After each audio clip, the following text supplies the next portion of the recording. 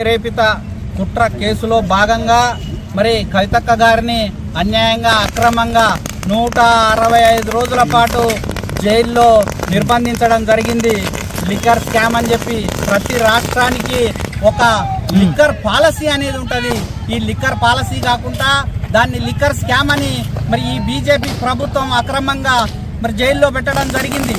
దాన్ని ఈరోజు గౌరవ సుప్రీంకోర్టు దీనికి సంబంధించి ఎలాంటి సాక్ష్యాలు లేవు, మరి అదే విధంగా అందులో ఉన్నటువంటి కేసులో ఉన్నటువంటి వాళ్ళు అప్రూవర్గా మారి ఇచ్చినటువంటి వాంగ్మూలాన్ని సాక్ష్యంగా చూపించే ప్రయత్నం చేసిర్రు.